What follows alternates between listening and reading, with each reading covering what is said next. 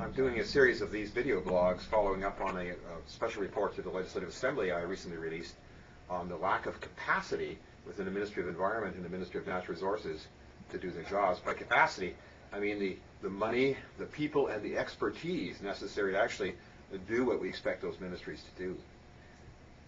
In the back of that report, there are a number of case studies, and I wanted to talk about the second one today. It's about the problem with our sewage treatment plants in Ontario.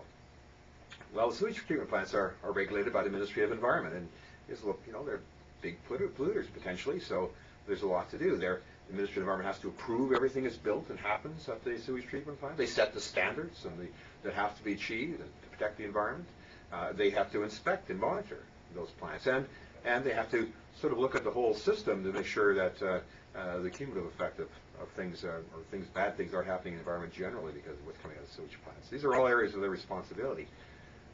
We've looked at the situation closely, and we're here at the Environmental Commissioner's Office, we're very concerned that some of these responsibilities are not being met. There's a couple of areas that particularly have drawn our concern. One is the basic policy of the Ministry of the Environment, rigid policy, is that all municipal sewage should be treated what they call secondary standards. Primary standards, primary treatment, is just basically screening the lumps. The secondary treatment, they use cultivate a biological slurry of organisms that actually consume what's in sewage, and that's the essence of the treatment. But secondary treatment is supposed to be the norm. That's the acceptable level. Yet, after all these years in Ontario, we still have a number of cities in this province that only have primary treatment.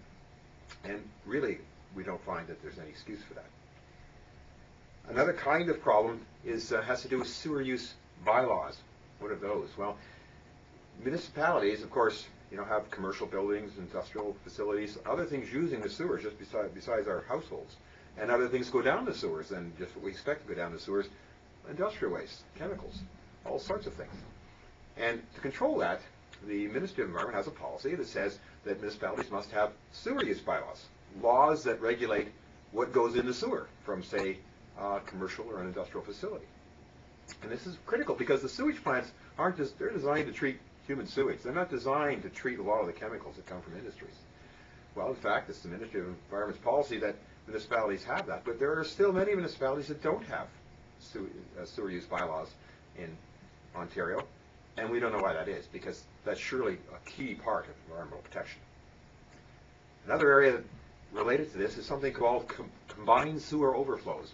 What are those? Well, in cities with older cores, things that were built up many years ago, there weren't two streams of sewer. Say in a modern section of the city here, there's the street sewers that just take rainwater and run off. We call that stormwater. And then there's what we call sanitary sewers, that coming from the toilets and facilities from the buildings. They're separated. But in some of the older parts of cities, they're still combined. There was only one sewer. And as a result of those, when rainstorms occur and all sorts of water is flushing down, often essentially what is the mixture of the raw sewage from the houses and the rainwater discharges, overwhelms the systems, and pours out through special outlets into the environment. And that's a combined sewer overflow. Big problem. And we were supposed to have that problem solved. We've been supposedly working on it for many years. The Ministry of the Environment requires municipalities that have these situations to have a pollution control plan targeted at combined sewer overflows. At least that's the policy. But in fact, if we look at it, about 40% of the municipalities that need those kinds of policies don't have them. And again, why not?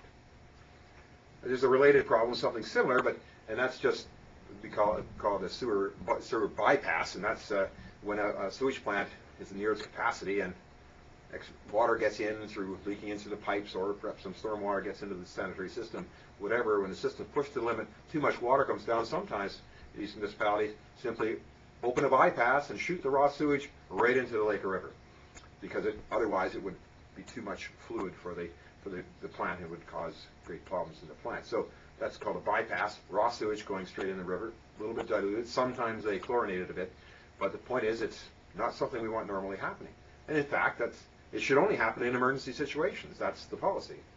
But in fact, it happens much more frequently than that. And again, why is that happening? Well, the reason that we've looked at is we feel that that there aren't enough people in administrative environments to do the job. There isn't enough expertise left because the people and the expertise has been cut over the years, and so the capacity is not there to do a proper job. They're just, it's not the people. The people in the administrative environment doing the best they can, but there's not enough of them, and there's not enough expertise left in the ministry to make sure the job is done right. That's a big problem.